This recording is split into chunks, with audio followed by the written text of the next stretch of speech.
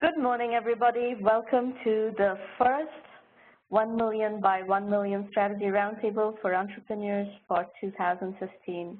Happy New Year to all of you, and welcome to another year of programming here so we can continue to work on your projects together and hope to contribute to helping you figure out how to move them forward. 1 Million by 1 Million, as you know, is the first and only global virtual incubator accelerator in the world, with the mission of helping 1 million entrepreneurs reach $1 million and beyond in annual revenue, build $1 trillion in global GDP, and 10 million jobs. This is our 243rd roundtable and 243rd free roundtable. Of course, we have numerous private roundtables going on as well in parallel that those who are not members of the program, do not get to see. It's behind the scenes, but we have had numerous of those as well. So roundtables are a very big part of the 1M1M programming. We will have this event recorded, and you will have access to it through our blog as well as our YouTube channel, 1M1M Roundtables. If you are live tweeting the show, please use hashtag 1M1M. And our Twitter handles are @1M by 1M and @Romana is my personal.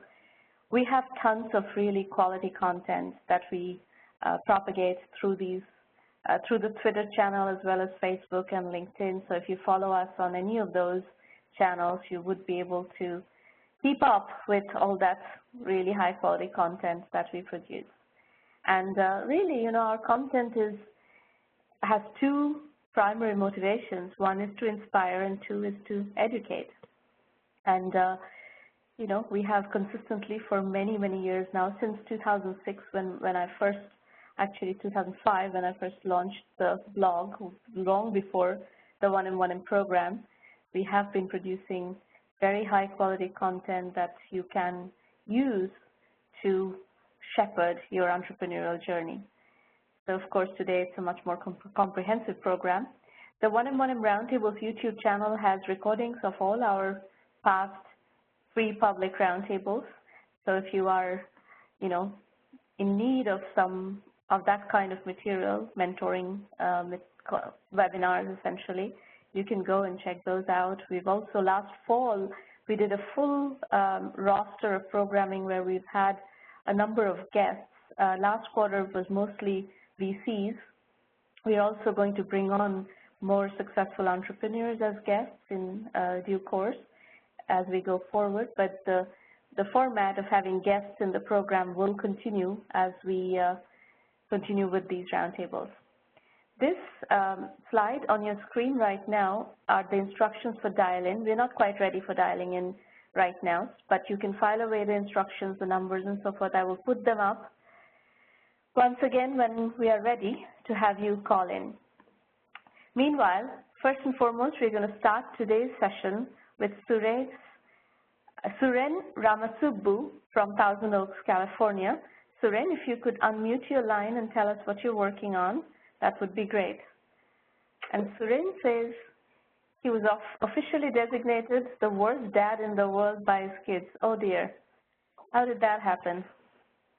Hi, Romana. Thank you for having me here. I've been a follower of your blog for many years now, 2006, ever since you've had a blog.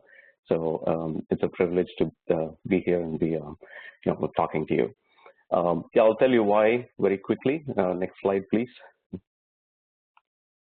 I'm the founder of MobiSIP. MobiSIP stands for Mobile Child Internet Protection. It's a parental control software for smartphones, tablets, computers.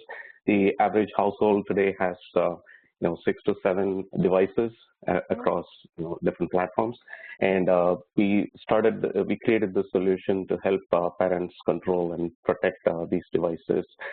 Initially, our focus was on schools, and the name itself comes from that, Mobile Child Internet Protection. There's a federal law in the U.S. called CIPA, Children's Internet Protection Act, that mandates schools and libraries to secure the internet access on school-owned or school-issued internet-enabled devices.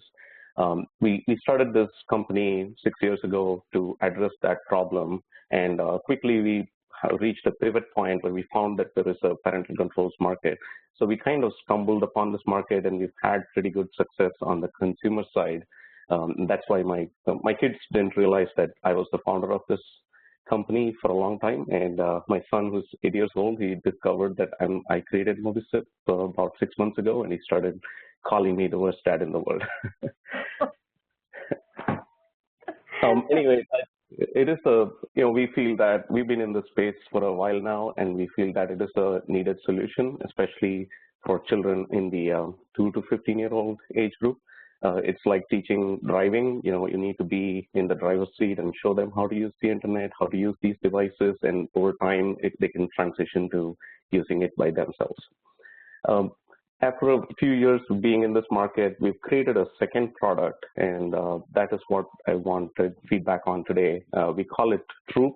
It's a mobile classroom management solution that allows schools to manage a large set of mobile devices that are issued to students, all the way from managing the device itself, the IT part of it, to managing the device in the classroom in real time. The teacher could, for instance, lock a device to a particular app, or shut down a device for 60 minutes when she's lecturing, things like that, to connecting students, parents, and teachers and bringing them together in a social platform. So it kind of includes everything that a teacher, a classroom would need. It's wrong to call it a classroom anymore, because this supports more of a flipped classroom mode, where kids are learning on their own pace, on their own devices, with customized curriculum and instruction that is focused on that particular student. Next slide, please. Classroom, yeah. Our target customer for the MobiSip product has been parents with children in the 2 to 15-year-old age group. We've focused primarily on English-speaking countries, because filtering involves scanning the content and making heuristic analysis on the content, what should be allowed and what should not. So our English-speaking countries so far. Not all parents with children in this age group use our product or are concerned about this issue. So there is a particular segment within this parent segment who are concerned about this issue. There are two types even in that. There are parents who are proactively concerned, and they would research and find out and learn about this kind of product. And there are parents who retroactively come in and research this when there is an incident, and they find that their kids are in some kind of trouble, or there's been a problem and they're trying to fix it. Our current user base is about 60-40 consumer and education. 40% of our users come from K-12 schools. The schools are our customers. They purchase our software, and they put it on a school-issued device or a parent-issued device. And when we started, we were focused on 100% on schools, because we hoped that schools would adopt this on a mass scale. It did happen. There are millions of devices in K-12 schools today, especially in the US and UK and Australia. But most of the devices stay in the classroom. They stay in carts in the classroom. So real, true mobile learning has not happened yet. And we believe that it will happen soon. And we want to be in the right place when that market opens up. Next slide, please. Quickly about our current customer acquisition model. We have a freemium solution. You can use our free product forever, not pay anything. There is a premium upgrade that gives parents or school administrators a lot of customizable features and the ability to monitor the usage. And the pricing is $40 per year to cover 5 devices. For schools and businesses, we do offer discounts based on the volume. Our current marketing is completely organic. People find us through the App Store or the Play Store. The only marketing we do as an investment is content marketing. We publish articles on a regular basis, once or twice a week, and we send out newsletters. Our newsletter has about 200,000 subscribers. We also try to get coverage through awards and magazine coverage in the space. Overall, our marketing initiatives have been very low cost at this point, and our average customer acquisition cost is about 25 cents per premium customer. And that has been driven by a couple of things. We started as a lean mean startup. We have stayed a lean mean startup. We've never had any outside funding. It's mostly a completely a bootstrapped company. Our sustainable advantage, I think, is in that we've built a very strong engineering team, and this team is located in India, even though the founders, myself and my co-founder, we are located in the US. We have a 27-strong engineering team that's located in India. And I believe that our team is top of the line. We could compete against any product team in the US. And we have expertise across cloud infrastructure, mobile development, web development, and UI UX design. And what is your revenue level? What percentage of your free customer base is converting? Typically, if you look at the downloads and sign up, about 40% of our I would say right now, we changed our pricing model recently, about a year ago. Until that time, we used to have a 40% conversion from free to premium. After the new pricing was introduced, we have about a 10 to 15% conversion on free to premium. So what is the revenue situation right now? We're currently about $500,000 in revenue. I think I have a slide on that also. Our goal is to sustain ourselves by creating the best product in this market, keep adding features, keep adding platforms as they come in. And that's a very tough ask in this space because the mobile platforms keep evolving at a very rapid pace. And our solution, because it's cloud-based, we're able to scale it and support multiple platforms. So far, I talked about the current product. Now, the new product is a classroom management solution. We had some customer validation with this product. We started this because we got some requests from schools about this problem that they were having, and we wanted to address that. Currently, this product is in like 3 or 4 schools and one hospital that's trying it out. We presented it at ISTE, which is a premier EdTech conference last year, and generated a lot of buzz and a lot of positive feedback from teachers that we presented it to. Next slide. So our current revenue situation is we're about $500,000, and we're in the B2C space. As a company, we are at break even, but our growth has been about 10% year over year for the last 2 or 3 years. So we kind of hit a plateau there. We used to be growing at 7,500% year over year for the first 4 years since we started in 2008. After 2012, it's been kind of slow growth. That's because of it's a competitive market, a lot of fragmentation, and the B2B market here for content filtering is still evolving. We think that market will break out in the future. But that's not the real pivot point right now. We have this other product called Troop and the classroom management product. That's a 100% B2B product. It's directly focused only at schools. And for that, we're still trying to figure out the positioning and targeting. We have a marketing plan that we've kind of defined ourselves. It includes a combination of inside sales, engaging EdTech thought leaders, and kind of sponsoring them to organize talks and conferences, present at EdTech conferences, have booths, do the traditional marketing in this space, offer free professional development webinars for teachers and schools, and also offer a free Troop.social component, which I kind of mentioned, that allows parents, teachers, and students to interact on a platform, a web-based and app-based platform on multiple devices. Now, this market it's a tough market to enter. The sales cycles are long, 6 to 12 months typically, and we don't know how long it's going to take to penetrate and how much investment we need here. We have a business plan in place. We're wondering if we should go in for funding. Should we try to target angels, VCs? And that's one of the those are the things I wanted to get your feedback on. So, I need to see more in terms of numbers and stuff to gauge all that. What is the B2C customer acquisition strategy? What is the B2B customer acquisition strategy? You said content marketing. So, and you said you have a mailing list, email marketing list that you have about 200,000. 200,000 for a B2C product is not a very large number, right?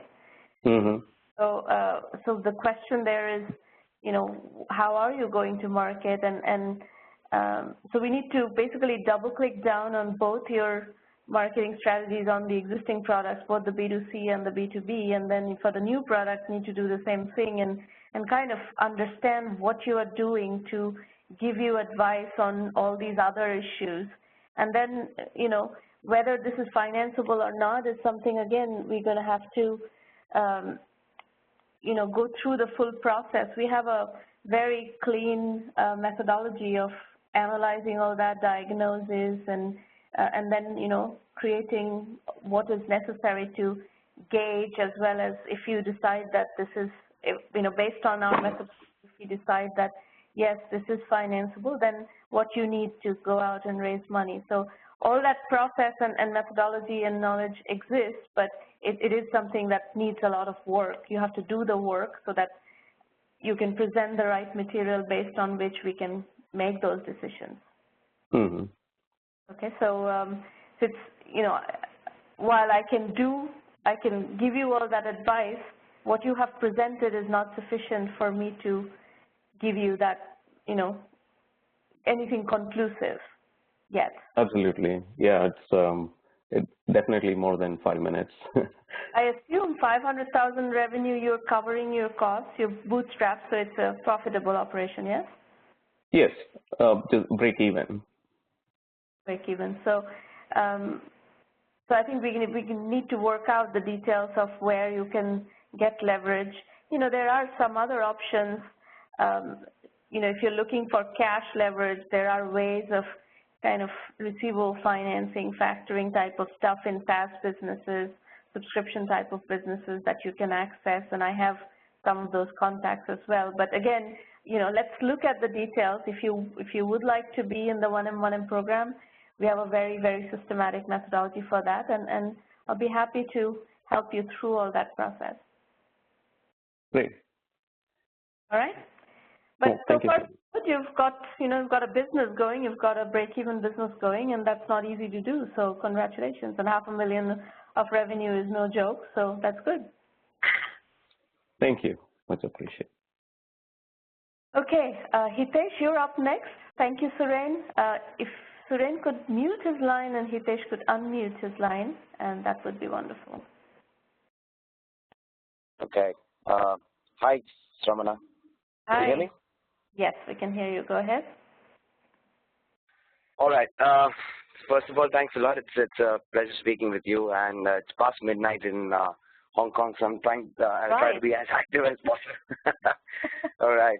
I've actually, I've been following your posts on LinkedIn, and I think you're doing a really great job in connecting entrepreneurs, and it's really privileged to be speaking here. What I'm going to do is basically I'm just going to quickly get to the idea that I wanted to discuss at this forum.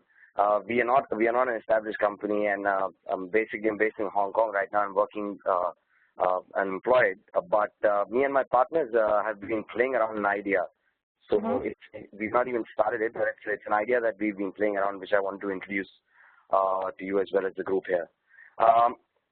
So I'll quickly get on to the concept that we've been thinking about. It's called Connectify, and the idea, the Connectify means connecting people. It's nothing new, but just what we feel is that in India specifically, a lot of technological trends that are coming in, the way people interact with each other and the environment in which they interact with each other is definitely changing, and Connectify basically aims to take advantage of these trends. As a tagline goes, it's basically an alumni engagement strategy. Connectify aims at connecting universities to the alumni and engaging them in a better way. Before I get into specifics, I just wanted to share the idea behind Connectify, which is basically the relationship that the university establishes with students during their courses. But later on, what we speak specifically in India is that there is less or no contact that a student maintains with the university after they pass out, as well as we see very less initiatives taken up by universities to sort of maintain these relations or do any activities to keep their alumni engaged with what they're doing. There's always an emotional sentiment and a sense of belonging that the student shares with the university. And being from like a management institute in India, we found that there's definitely a sort of an opportunity and a gap here to be enablers for universities and help them better engage and manage their alumni relations. The thought and concept behind Connectify comes from there, which basically comprises of a private social networking platform, but it's actually bound by a larger engagement strategy on a long-term basis, which will help universities maintain better relationships with their alumni. Now, obviously, there are some aspects that universities want to get out of their alumni in terms of placement, the events that they do, donations, as well as continuous education improvement of their curriculum. I actually have a slight change in the order. So before going into the features of what Connectify is and what we were thinking about, if you could skip to slide number 8 in my deck, I wanted to talk about that you have, because the slides have been consolidated into our deck. So I can forward the slides and you can tell me which one you want, but I can't identify them by numbers. The next one. Okay, the next slide. The next one. It's actually the last 2 slides. I just wanted to take go through the customers first. Okay, so basically what I wanted to share here is that we're looking at 2 customers. One is our direct customer, which are universities. Obviously, we see that this is it's an expanding sector in India. We're very competitive. The main differentiating factor that universities are trying to establish themselves as are driving top-notch quality placements. The only way they can achieve this is through the nexus of corporate contacts, which we feel that alumni can definitely contribute to a great level in helping universities achieve this.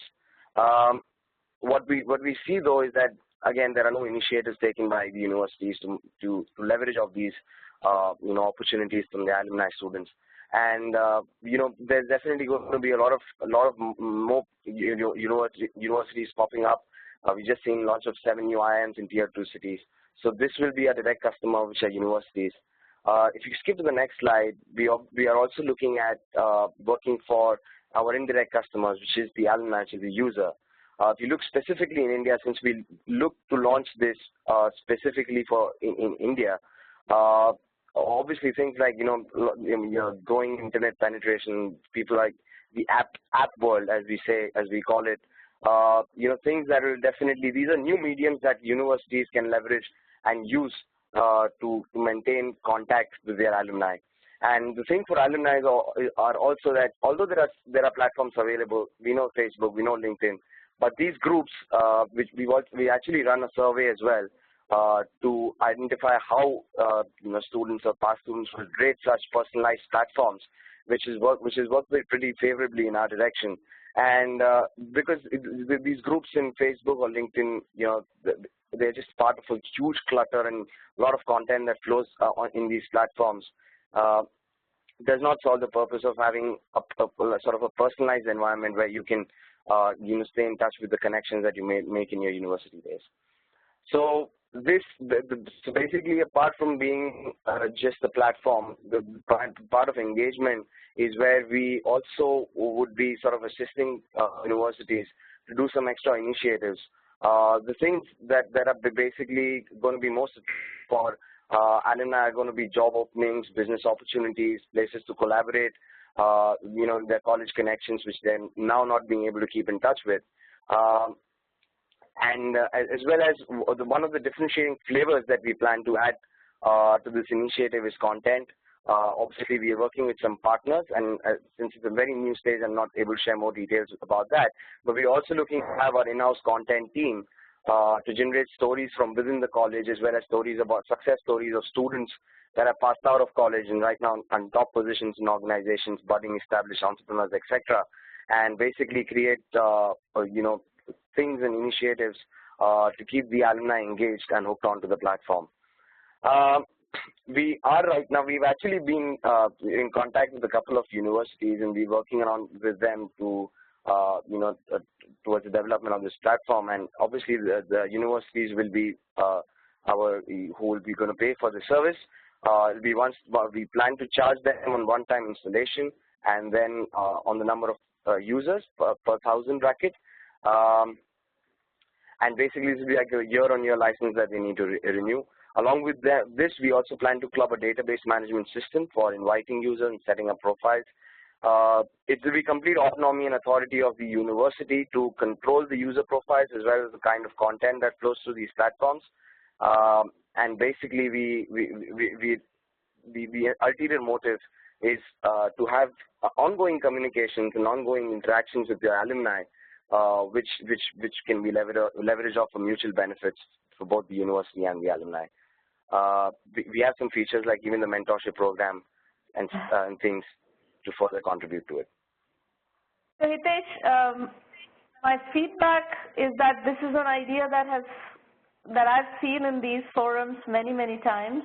You know, this whole alumni and social network platform, it comes up every few months or so. I mean, I've been seeing this idea coming up at these roundtables since 2008 when we started doing these roundtables. So my first question to you is, what is the competitive landscape? Who else is doing it, and what is the status of those other companies? You know, so do your homework on prior art or existing solutions before you jump into this, because the idea is nothing new. Yeah, so and I agree to that. Basically, I am aware of a company that is headquartered in Israel, which is doing pretty well, and it's doing well with specifically universities in the UK. In India, there is one particular another company that is offering the service. But what I feel is that definitely there's nothing new, because this is social media and this is connecting the alumni. But the missing flavor here is that why does the alumni come back to your platform? Where I think that if we can differentiate it through some specific content strategies and create those kind of drawing factors for the alumni to come back to the platform. But that's all dependent on you providing the framework. The university has to do all the work to fill up the framework with content and so forth. And universities tend not to be very good at all this. That's precisely where we plan to step in as consultants and sort of help universities in doing that, because we know that they are not doing a good job, and that's why the alumni are not coming back. Well, and the question is, do they have the budget to invest in that? Are they willing? What are they willing to pay? How much are they willing to pay, and so forth? So I think my feedback to your idea is it's in principle, on paper, it's a good idea. As I've said this to everybody else who has presented this concept to me. But it's going to be a matter of execution. It's going to be a matter of business models, or it's going to be a matter of sales cycles. Universities take a very long time to make a decision, especially in India. And those are all execution details. So I'm not discouraging you. I think the idea makes perfect sense. And every time I've heard this idea, I've heard the same kinds of argument that they want to help with placement, they want to help with all the things that universities need to do in doing alumni engagement right, and then it's execution. All right, yeah, that's some feedback that actually I wanted from your side, and I completely agree that this is, like you said, the differentiating factor will come in the execution. I'm aware a lot of people actually come up with the idea, because, to be honest, it's nothing new. But in the beginning, I mentioned obvious, very kind of very obvious idea. It's in your face. If you want to see it. Yeah, it's in your face.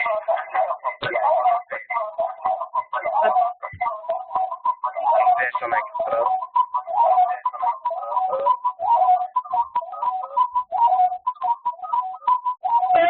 Has the line open and has a computer running also as well. Okay, good. Am I better now? Yeah, you're better. So anyway, I think that's my feedback. I don't have a whole lot else to say because, you know, it's really how you're going to execute on it. And what is the competitive landscape? I believe there are already people doing it, including in India. I'm aware of that. Okay. All right. Good luck. Thanks.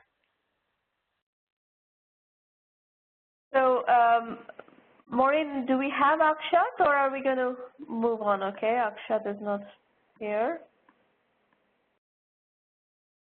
Prabhash Chaudhary, you're up next. Hi, Shramana. Can I be heard? Am I audible? Yes, we can hear you. Please go ahead. Yeah, Shramana. So my name is Prabhash Chaudhary, and I want to present you not a novel idea. It has been tried and tested before, and there are many successful businesses in India around this. So I would want to go on a path that is tried and tested. So this is a KPO that we would want to establish in India. Next slide, please. So this is about me. My name is Prabhash Chaudhary, and the business that I am interested in presenting here is called Apoyo Services. It aspires to be a player in research, analytics, and outcome-based BPO. There are many BPOs in India, but still the contract is based on SLAs that are related to service delivery and not business outcomes, which we believe is a step ahead of general BPO that is being done in India. And as far as research and analytics is concerned, still most of the business is coming on the basis of task-based research and analytics and not the business outcome-based research and analytics. Me and my partners have long years of experience in management consulting, working across corporations across the various countries. Next slide, please. So, as far as our customers are concerned, we are eyeing small and medium enterprises, and the person who would be buying our services would be heading departments like strategy, operations, human resources, business development, or customer service. Our key offerings are in the areas of research services, where we offer corporate research and financial research. In corporate research, we'll be offering both primary and secondary research. At the same time, we plan to offer analytics services where the services would include supply chain analytics, human resource analytics, social media analytics, marketing analytics, and risk analytics. Me and my partner have significant experience in delivering these services to global organizations. Customer services, as I told you, would be a voice-based process. Most of the time, we would be entering into a partnership with our customers on a business outcome basis. The value proposition that we bring to the table would be cost and knowledge arbitrage. Cost arbitrage, definitely all of the players who are operating on the similar model they bring in, but we would also want to bring in knowledge arbitrage. As we all have a background of management consulting, we think we understand the businesses of clients better, and we can propose them in a better way as to what are the services and profiles that can be outsourced to India. We also have deep understanding of data, and we would aspire to bring in actionable insights. At the same time, we are open to enter into a partnership model where whatever is the business benefit that we produce for client, we would be ready to take a share of that as our fees. Next slide, please. So about segmentation and target customers, I think we would want to target small and medium-sized enterprises because we believe large enterprises are fairly penetrated. We are open to any industry as of now, but definitely in future we would want to bring in industry expertise. So that would depend on first few clients that we manage to get in this area. And as I told you, our customers would be department heads in the target countries who are looking for some sort of ad hoc team, cost cutting in their operations, and they want to be more competitive in their business. And most of the small and medium-sized enterprises, if they can't afford consultants, they would be looking for a very, very specialist kind of intervention.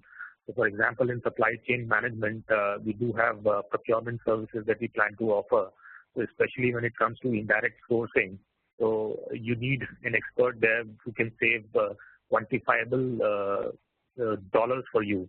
So that's where I think our expertise would come into play here. Next slide, please. So as we are fairly starting up, so our customer acquisition strategy as of now is very low budget. We want to have a good company website, and we want to publicize ourselves on LinkedIn and other publishing websites. We would also want to explore our personal contacts and maybe have a LinkedIn and Facebook page for starting up. As soon as we get our first client, or maybe first 1 or 2 clients, we would want to go with industry-specific offerings, and we would want to participate in various industry events. And then we would also build on existing client referrals for BD in the early phase. Once we are mature, probably we'll look towards having sales offices in all the major markets. But that's, I guess, at this point of time, too far in future. We're banking on our experience, me and my partners. So we have a fairly good experience in management consulting firms, each one of us, and we are from good institutes in India. And we also have experience in research and analytics, FMCG, and BPO space. So far, we have done a dipstick and tried our hands on a couple of projects. So we entered into a project with the IT service provider based out of US, and we were doing lead generation for them, where we were to be paid on the basis of meetings that we set for this IT major. We also had another IT product, GRC product provider in recruiting resellers in US market. So these are the 2 projects that we have executed so far. And research and analytics space as of now in India has really taken off, and there are many other players who have grown in this space, and they're doing really well. And some of them I have named here: eValueServe, Absolute Data, Mu Sigma, and the SmartCube. So we believe that this is an exciting space, and we would want to be a player there, not very ambitious, but a significant player with maybe 100, 150 kind of employees in India. So that's what we are eyeing as of now. Next slide, please. Prabhash, you know, the thing that I see here is too many avenues. You know, if you want to do lead generation stuff, you should focus on lead generation, with a very different business than supply chain process research. It's very different from, you know, product strategy research. So you kind of need to find your angle. This is like a Chinese menu here. For a small company to go with a Chinese menu doesn't work. And if you look at what eValueServe has been around for a long time. They've built up this Chinese menu over a very long period of time. I know them very well. On the other hand, Mu Sigma is a very different story, right? Mu Sigma is really based on big data analytics kind of offerings. There are other companies like that, Latent View Analytics and so forth. That's a whole different business that is really focused on taking, building data science expertise and outsourced offerings of data science expertise to various functions where, you have to choose a function where you develop core competency, bring that to the market and so forth. So your business strategy is not interesting to me. You're trying to do something that has been done before, you understand that, but how you go about doing that and how you go about penetrating the market and creating a strategy that can actually help you build a successful business in a certain niche so that you can own a niche, build a positioning, build a stake in the ground, build a business, and then you can branch and expand from there. But right now, this Chinese menu, just to begin right at the very beginning of the business, is not going to allow you to build a significant business or even a successful team. It's kind of all over appreciate that. Pay and pray, everybody and their mother kind of business. So that's what I think we were doing. We were depending on our first client and then possibly looking for a niche where we start getting traction. So that is not the way to look at business strategy. That's not the way to look at business strategy. That's not how I look at business strategy. We have a very systematic positioning methodology that we follow, and that looks at the market where the gaps are, where you can have a sustainable business. It's not like a reactive thing where you poke your head there and you see what bites and you kind of build your strategy around that. That doesn't scale. You get a couple of clients doing that, and you'll start bringing some cash in, but that's not how you can build a scalable business. Mm-hmm. Understood, Shramana. So what are the next steps that you advise me on this? Well, I will spend time after we finish. I think I have 2 more presentations to go through. I will explain to you how we work with entrepreneurs, and if you choose to work with us, we'll help you, follow our methodology and come up with that positioning and then execute from there on. We can help you go through, the exercise of coming up with what is that right penetration point and so forth. But you do need to go through that exercise either with us or on your own and come up with a positioning for your business that is likely to give you a chance at success. Sure, Shramana. So I got that. I really appreciate your feedback, and thanks for your time on this. Welcome. Okay, so Scott, you're up next.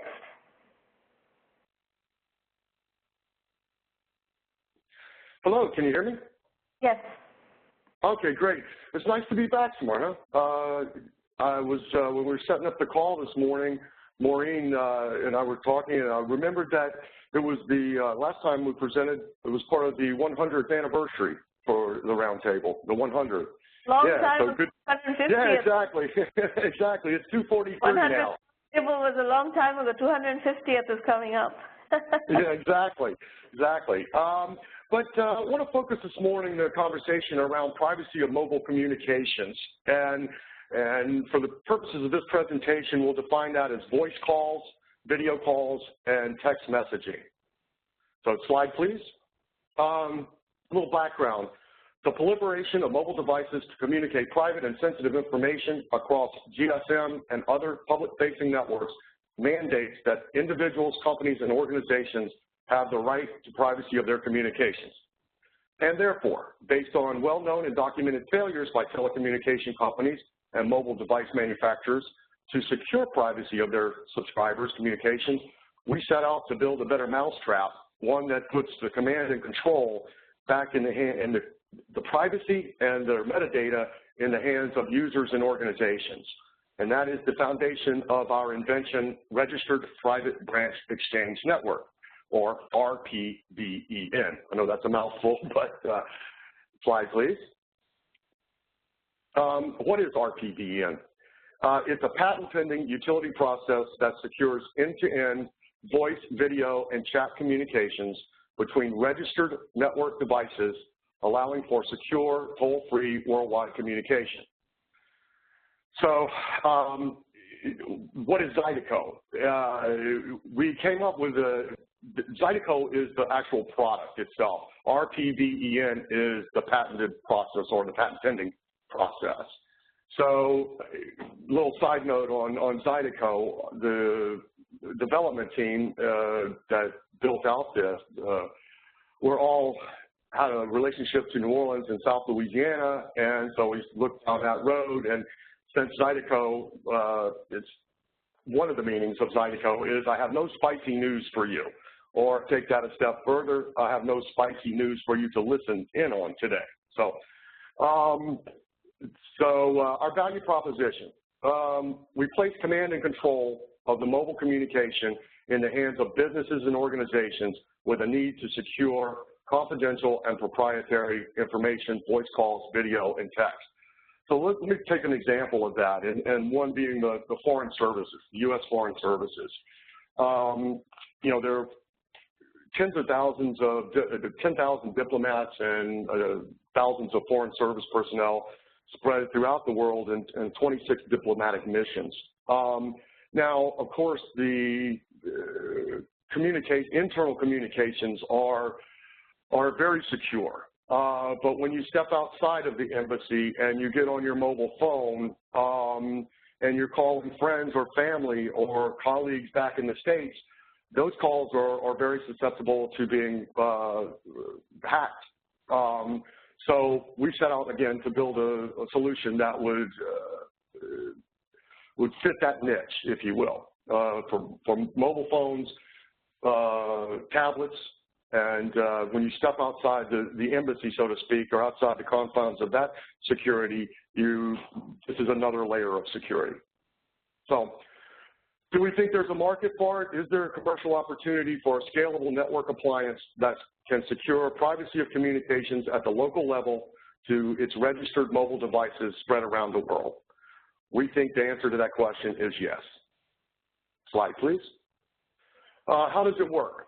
It's built using a unique preset method in combination with well-established secure communication protocols, which shifts the communication session off of GSM and other public-facing networks to private, secure, land-based registered private branch exchange network. So to start branding a product, here again, Zydeco. Zydeco is a network appliance that constructs and manages a private communication session between Zydeco registered devices across disparate global communications networks using telecom. I've got a bad echo somewhere. Yes, Scott, your computer is on mute, right? Yeah, my computer's on mute. Yes. I think it's Monica Shukla who's streaming. Okay. It's better now. Go ahead.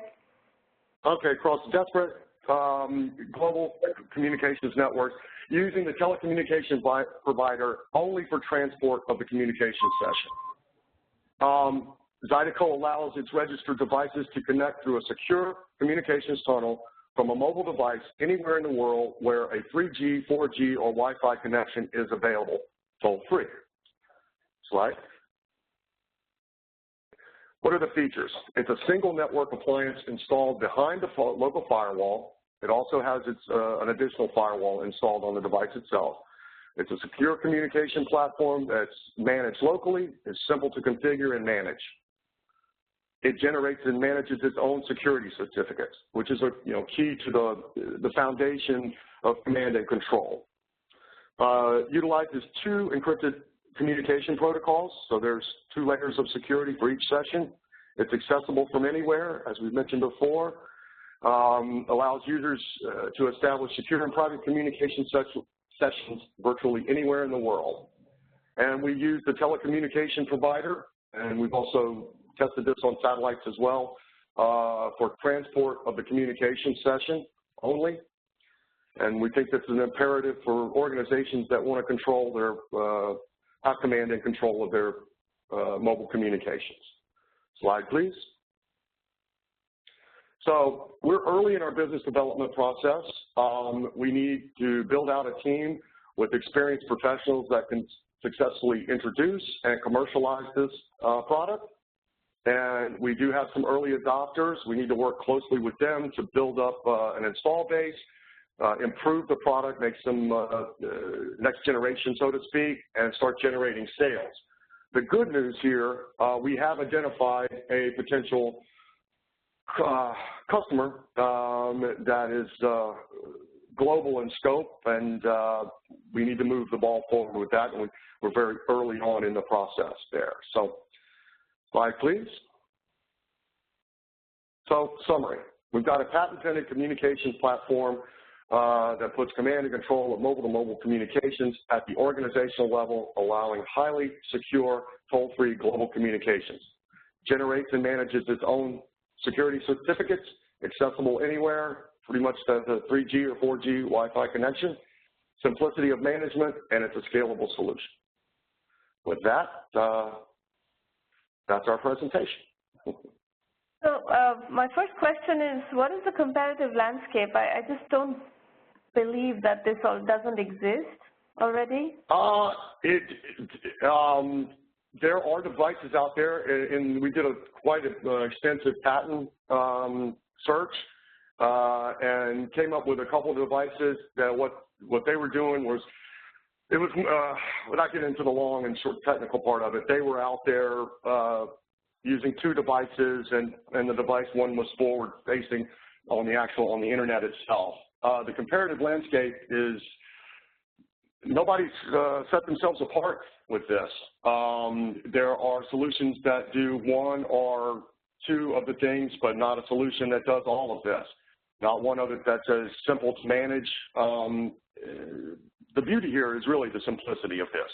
Yeah, but the simplicity is in your head. It's not, simplicity is not something that, you know, you cannot really dismiss everything as not simple. If there's a comparative landscape of solutions out there that customers are using, that is something that you need to pay attention to and understand what's out there, who's using it, what's the pricing, and all that, because I know the security industry quite well. I just have a very hard time believing that this has not been done before, and because the security industry is one of the most innovative industries in the technology space. There's continuously a large volume of startups that come up and get funded. This is a very tried and true industry that has an enormous amount of funding available all the time, and these things, to build these things, takes funding. And my second point here is that based on what I know of your background, this is not your expertise area. So where is the expertise of building something like this coming from? This is a highly technical solution. Who's going to be building all this? Well, we have a team of people that have developed this. Actually, my background has, prior to getting involved with VOI, which I'm still involved with, I spent about 20 years in the technology. And so my background is more towards this than maybe it is in my current role. But yes, we do have a development team that's put this together. We agree we're at an early stage of business development. We have seen things out there that are similar. We do feel like we have some uniqueness to it. And again, we're at the beginnings here. But as you know, this type of business moves fast, and that's why we wanted to jump back on board here with the 1 million by 1 million and yourself, and see if we can take this to the next level. Well, you know the drill. You've been through 1 million by 1 million before, and you know exactly how it works. So, you know, we have to start peeling the onion and get to the heart of the issue. Absolutely, absolutely. Well, thank you very much for your time, and we will certainly be, moving the ball forward. All right. Thank you. You're welcome. The last presenter today is Monica Shukla from Constance, Germany. Monica, if you could unmute your line. Yes, I have, Ramana. Can you hear me? Yes, we can hear you. Please go ahead. That's great. So firstly, thank you so much for giving me the opportunity to speak to you this time. And I met you last in IIT Kharagpur's Entrepreneurship Summit in 2009. I had actually received you, so this is the second time that I'm seeing you, online. And yes, so basically I started Let's Endorse sometime in the early 2014 with a co-fellow. And I'll give you a brief background of ourselves. I graduated in 2010 as an instrumentation engineer from Kharagpur. I joined Goldman Sachs after that, and then after I worked there for a couple of years. Also contributed to their CSR division, and then went on to study liberal arts in the Young India Fellowship Program. So that's about me. I am currently pursuing the German Chancellor Fellowship, which is awarded by the Humboldt Foundation and the Federal Chancellery to some of the potential, so to say, leaders from BRIC nations. So talking about Let's Endorse, it's a for-profit social venture. And the vision behind it is to enable NGOs with the necessary funds and resources to implement their potentially transformational developmental campaigns. And to also involve people as active stakeholders to play their parts in community development efforts. The innovativeness lies in the fact that we are also equipping businesses which are investing into these social campaigns as a socially conscious entity among the huge social reach of endorsers who are coming onto our platform. So coming to the target customer segment, we are targeting medium to large sized responsible businesses. The problem that we identified was that it's a common misconception that the economic and social objectives, they are usually distinct and often seen as competing phenomena. And the solution we figured out was to align the social efforts of businesses with their branding strategies. The other problem which I figured out when I started researching on ISO 26000 after coming to Germany was that social investments in India usually follow a very single stakeholder approach. And we realized that, contrary to popular marketing,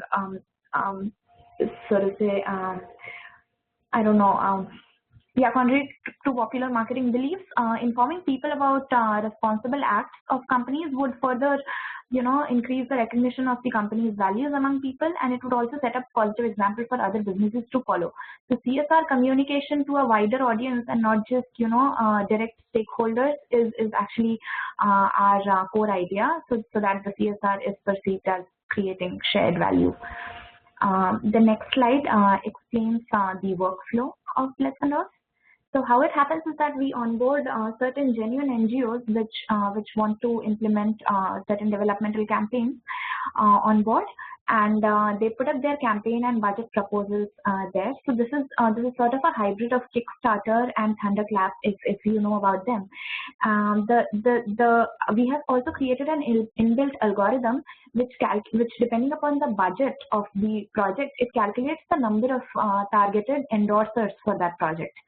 Right. So once we activate the project, these people, they come and they endorse the project. So what typically is an endorsement? It is a way of giving their backing, moral backing, as well as we collect access tokens, social media access tokens of these endorsers, so as to be able to post one message on their social media profiles for every campaign they endorse. Right.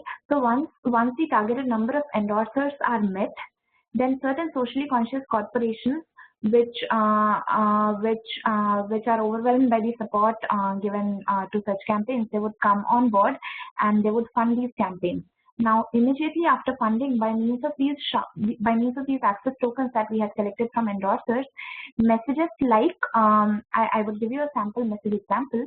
Messages like company so and so has funded the project XYZ by this NGO, and together they have been able to create this change in the society or touch lives of these many people with a link to the project page.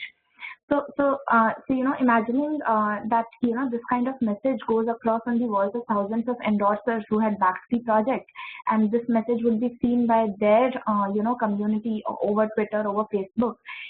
We think that it will have a ripple effect, and it will obviously portray the company's brand as a socially savvy entity, and more so because the weightage and the importance of an organic user generated content is much more than a sponsored ad which companies invest in these days. There have been studies which show that cause marketing strategies, people prefer a company's CSR policies as the third determinant of a company's brand value, much more than advertisements and such endorsements, celebrity endorsements. So that was the idea behind Let's Endorse. And the revenue model of ours is we are trying to extract a small percentage as the cost of fundraising from NGOs. The range of this percentage would be somewhere between 5 and 7%. As of now, in India and in other nations, the cost of fundraising is in the range of 10 to 15%. So if this happens, it can be a very good improvement over the current state-of-the-art platform. So the next slide, please. So for now, since we have just started up, we are thinking of having a one-to-one strategy to reach out to companies and present them the demography of endorsers of a particular campaign and ask if they are interested, if they align themselves with the cause and the demography of endorsers. And Yeah, and NGOs more or less. So we have also got a lot of interest from these NGOs regarding onboarding their projects on our platform, because 6% is not a lot of money that that is involved. Here, Monica, is the real piece here is actually relationships with CSR groups who are willing to fund projects and who are willing to trust you to feed the projects that they're going to fund. So if you want to experiment with this idea, if you want to validate this idea, that's a piece that I don't doubt that NGOs are always looking for money. Yeah. Tend to be terrible at raising money. So it doesn't surprise me that NGOs are interested in working with you, but the real question is, are you in a position to be able to close the gap between CSR groups and NGOs? Can you build a critical mass of CSR group relationships that trust you and will let you bring them projects and will actually transact on your platform?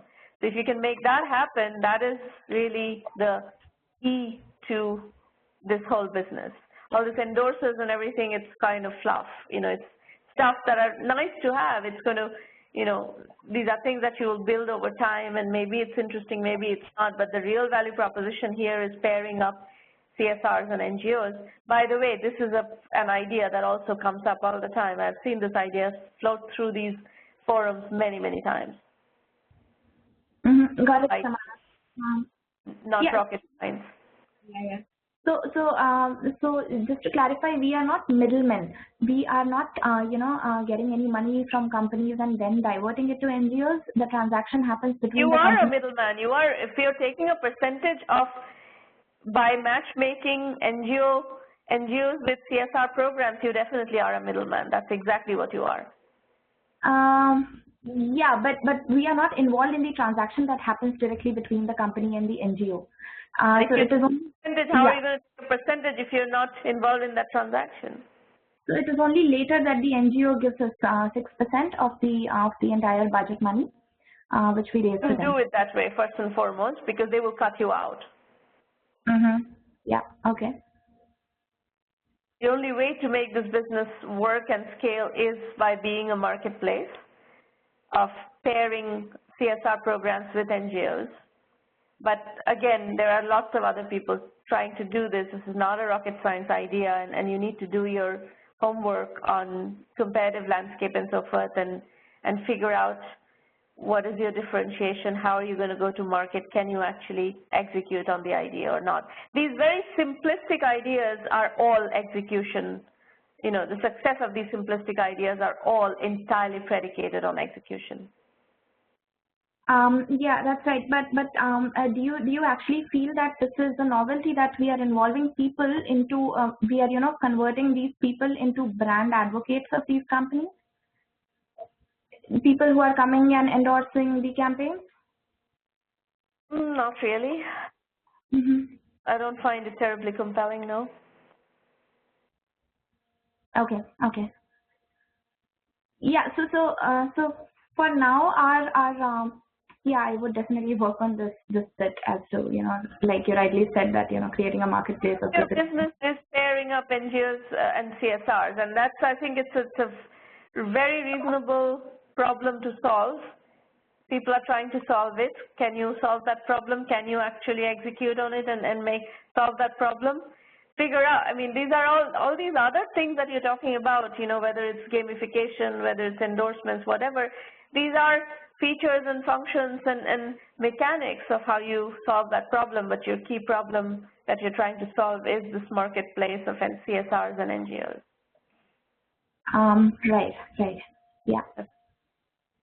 All right. And maybe people can play their role in bringing some sort of credibility to the projects that they want. So this is more sort of a participatory decision making, Shamana, where companies actually invest in projects which people want them to invest in. And so that was the idea. Well, all these ideas you're going to have to validate, right? This is you have a certain product design in mind and a certain kind of social behavior engineering in mind, and you have to see if that flows and if that works or not. Yeah, okay. Okay? Yeah, yeah. And one last question. Okay. Our presentation part of the session today. We've had 5 presenters, and you know, this is what we do essentially. We try to give feedback to entrepreneurs with ideas or businesses on how to move forward. And obviously, you know, these are short sessions that are inadequate to get into the real depths and strategies of the businesses. These are just kind of tip of the iceberg. But if you like what we are doing, and I'll tell you more about what we are doing at a more comprehensive level, please refer entrepreneurs, serious entrepreneurs especially, to the program, because you know, we're looking for entrepreneurs who are interested in spending the years and incredible amounts of hard work required to build businesses. And that is a lengthy process. It's a multi-year commitment, and it's nothing like, you know, buying a lottery ticket that's going to make you overnight money, overnight millionaires. That's just not the realistic picture here. So we are looking for people who have realistic expectations and realistic levels of commitment to build serious businesses. Once again, 1 Million by 1 Million is the first and only global virtual incubator accelerator in the world, with a mission of helping 1 million entrepreneurs reach $1 million in annual revenue and beyond, build $1 trillion in global GDP and 10 million jobs. At this point, we have been in business for just about 4 years, and we have quite a number of businesses who have, you know, crossed the $1 million mark, and several that are doing 2 million, 3 million. You know, one of our companies has gone on to do 10 million last year. So it's, you know, we have seen some cycle here of business development and product development, customer development. So we have quite a bit of depth of experience in what works, what doesn't work, and we have created a lot of methodology that is working rather well. Now, to explore the resources of the program, of course, 1M by 1M is where you start. We have a very powerful blog that is free, and it's full of very solid content that will help you learn and engage with the program. We also have the Entrepreneur Journeys book series, of which we have now published 12 books. So you can, you know, look at any of these books and double-click down on a topic, whether it's e-commerce that you're interested in, whether it's cloud computing, whether it's different flavors of bootstrapping using a paycheck, bootstrapping using services, whether you're interested in unicorn companies. That is a book that we are in the process of launching right now. Actually, this is the newest book. Whether you're interested in women entrepreneurs, build Indian entrepreneurs, whether you're interested in the topic of positioning, all of these we have published books on, and you know, it's a very low-cost entry point into starting to get a flavor of how we operate, how we teach, and so forth. This is what our site looks like. There are tons of videos. These roundtables happen every week, and this is our 244th roundtable. So, you know, it's been around. We've been doing this for a long time. Thousands and thousands of people have used the program and continue to use the program. If you want to register to pitch or attend, please go to the free public roundtables page, and you'll find the rosters, registration forms, and everything.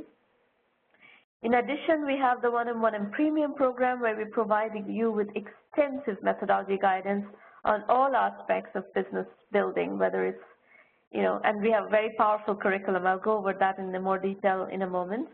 We help you with business development, potentially connecting with potential customers, channel partners, with investors if you're fundable, and we provide you with the full diagnostic as well as mechanics, and you know, creating the pitch deck, creating a strategy that will be fundable, and so forth.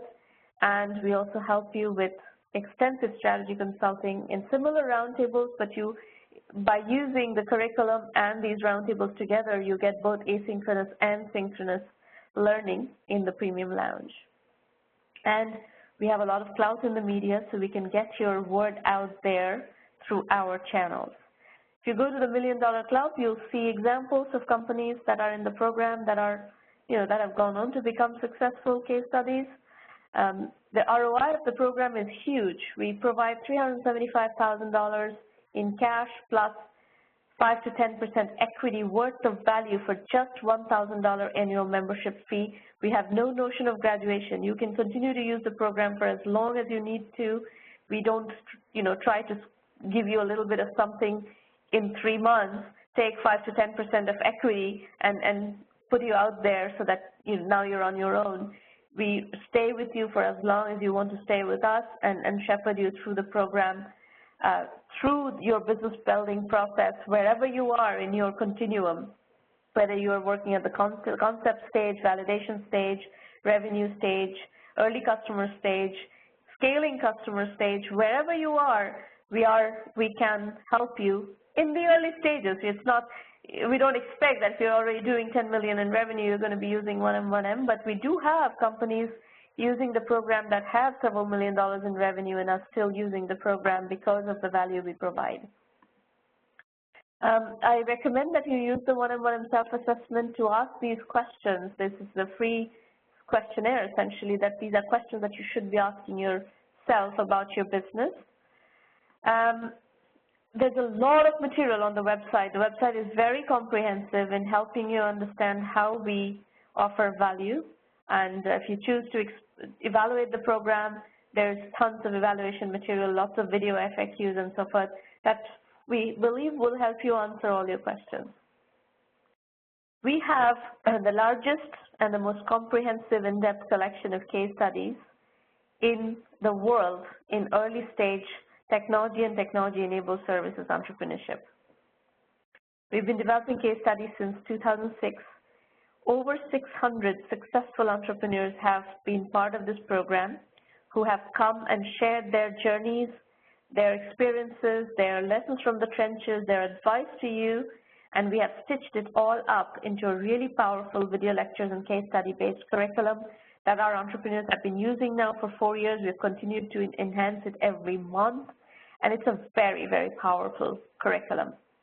It's very inspiring, very educational, and you're essentially getting a chance to learn in a very compressed, efficient manner from hundreds of really successful entrepreneurs, including people who have bootstrapped their companies, people who have raised huge amounts of venture capital, people who have gone on to build billion-dollar businesses, unicorn companies, multi-billion-dollar businesses, so forth and so on. So it's a level of mentorship that you're getting through these case studies that is not available anywhere else.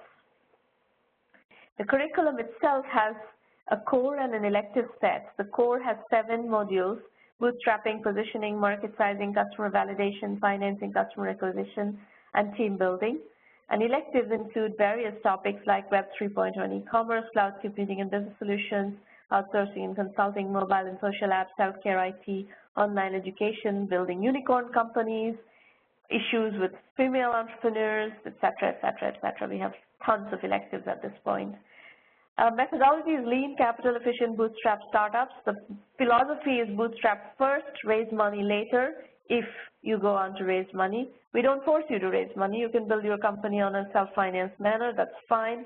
If you choose to raise money, and if you are in a fundable state, we will help you raise money, connect you with our roster of investors and so forth.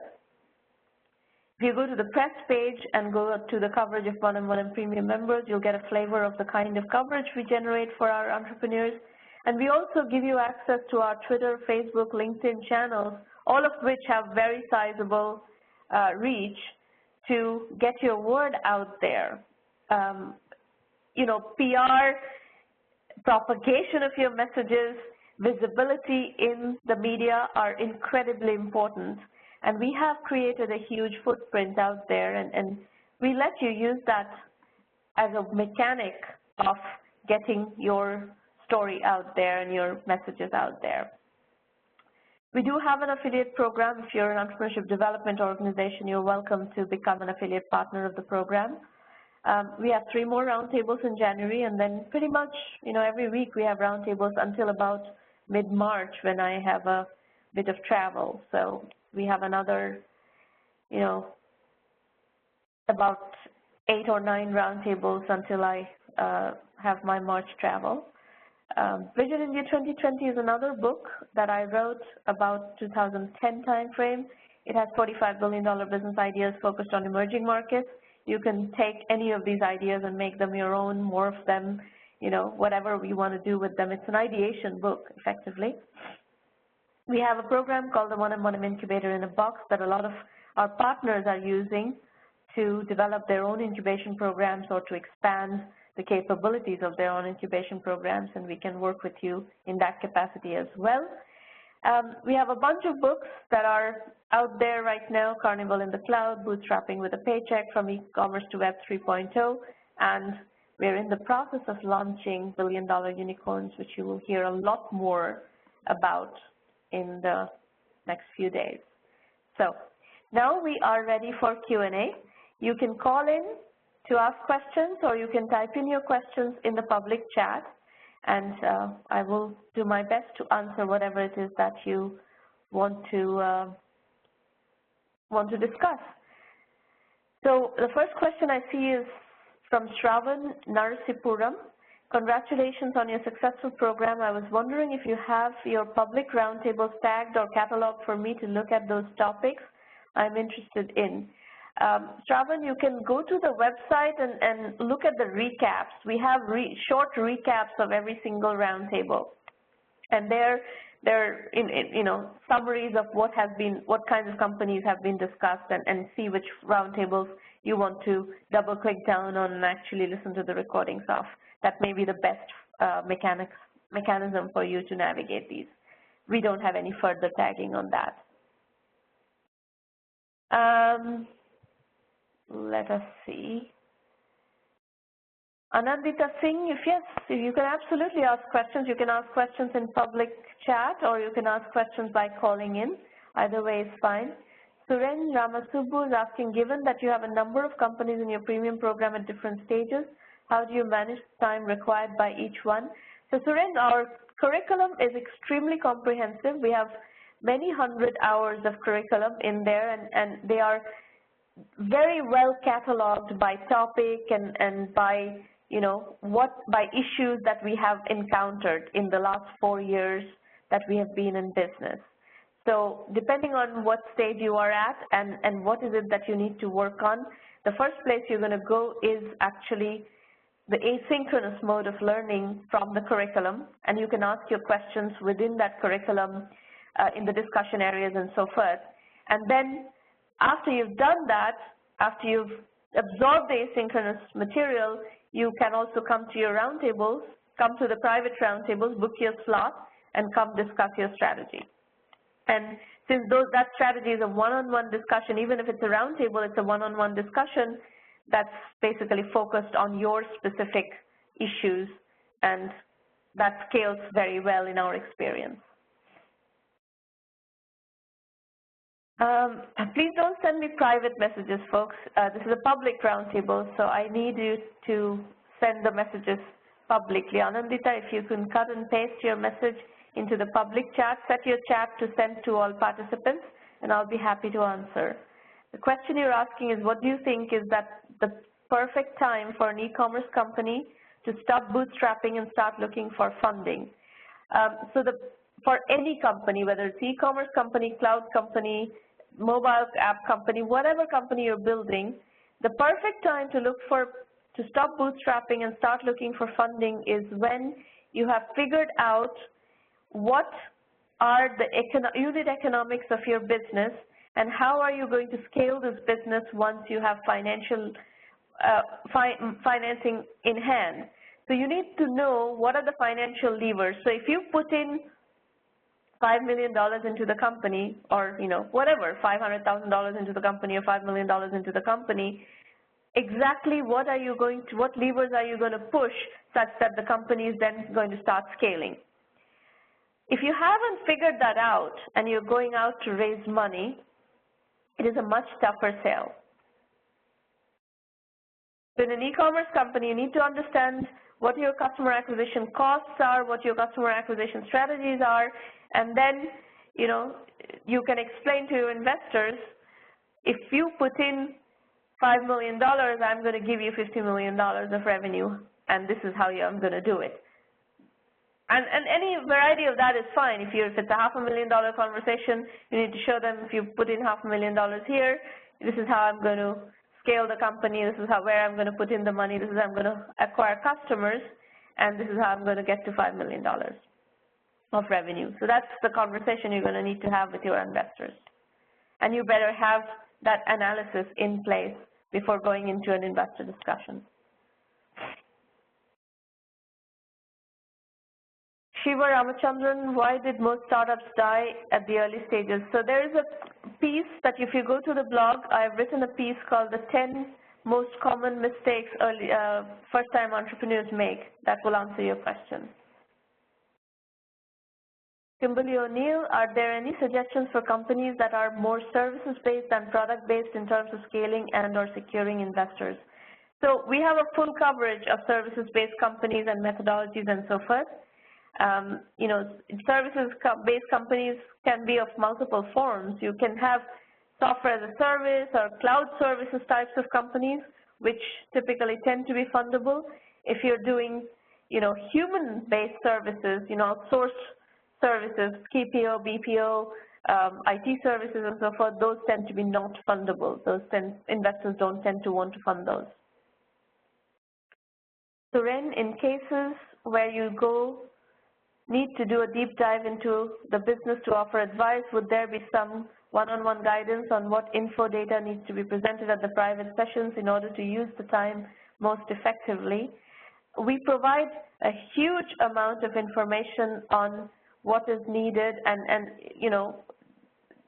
if you go to the self-assessment questionnaire, that is going to give you some flavor of that, but every single module gives you tons of information on each topic that you need to double-click down on. So the answer is yes, and there is a tremendous amount that you will learn just by the asynchronous material that we've put together, because we've been doing this now for 4 years on a regular basis of developing new case studies, addressing issues that are coming up. So today our curriculum is incredibly comprehensive in giving you asynchronous learning, and that's where we're getting the scale from. So before you come and talk at a private roundtable on a one-on-one guidance session, we will want you to use that asynchronous learning so that that one-on-one session is highly productive, that you have done your homework. Patrick Kimati, what is your advice to young entrepreneurs sourcing for funds through crowdfunding, especially those in sub-Saharan Africa where most backers are in the West?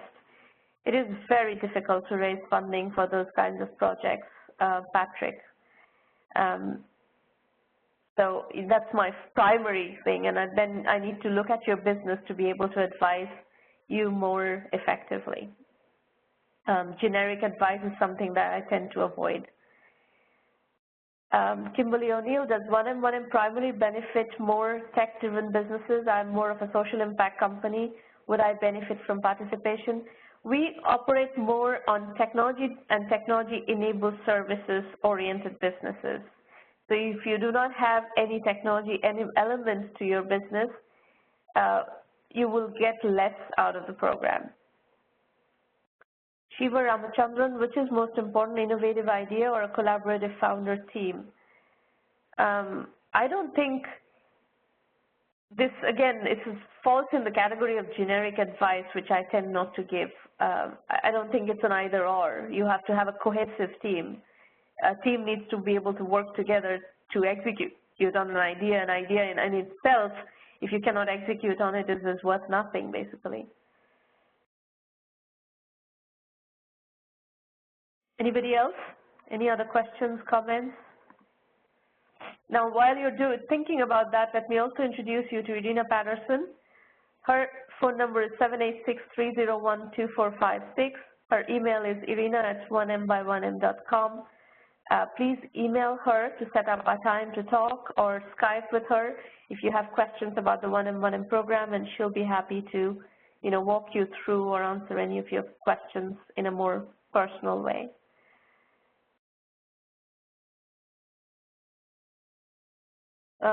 Madhura Vipra, hi, any thoughts on domain intensive services, a much beaten path yet not explored to its best, where primarily the business comes networking, who trusts your domain capacities?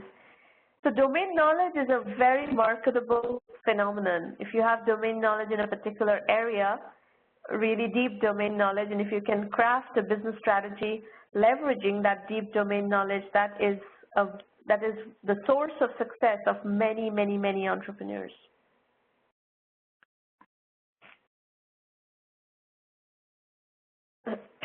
Anybody else?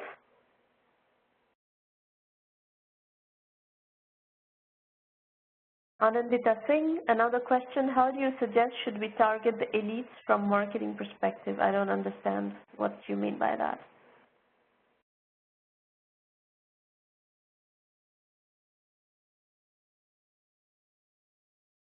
Your marketing needs to be segmented, segment that is aligned with your target customer base. That is where you need to focus your marketing. And elites what? Elite is not a target audience. The elite is not a segment. You need to position your products on whom you're talking about. Are you talking about rich people? Are you talking about highly educated people? What age group? What gender? There are all sorts of things that you need to understand about what is the real definition of your customer.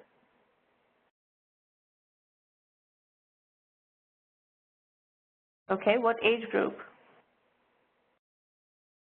Women who can afford high-end luxury fashion of what age group?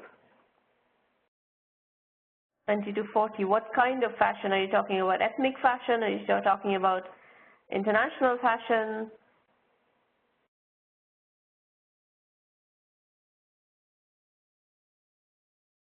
And where, what geography are you targeting?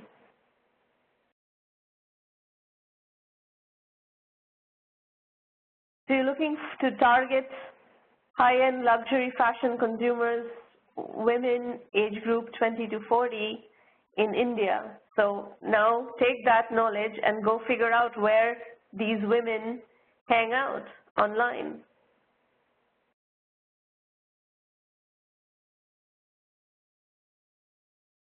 What communities are they hanging out in? What magazines are they reading? What websites are they reading? What media are they reading? What keywords are they searching for on Google and so forth?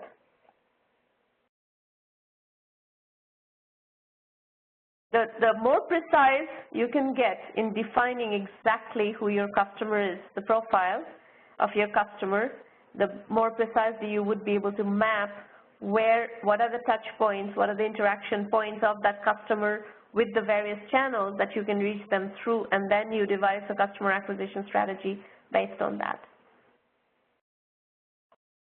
Does that answer your question, Anandita?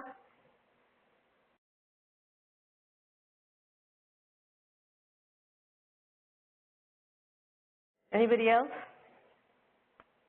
We have 2 more minutes. You're welcome. Shravan Narasipuram, hi, I'm interested in any suggestions on how to get all our Facebook followers to download our app. We do get a lot of followers and not so many downloads.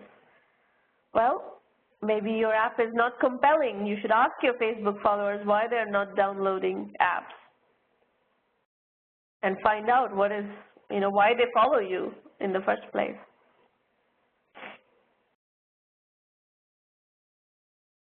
But in general, this is something I've written about quite a bit. You should read up on that. It's just the internet is full of free, free riders, so to speak. If there's value you're offering somehow, like one of the things we do extensively is we offer a tremendous amount of very high quality content. Like this program is free, right? It's high quality content and high quality advice and so forth. But people are not necessarily paying for this, and people like on the internet today, this is a global phenomenon, people like to access value for free without paying for it.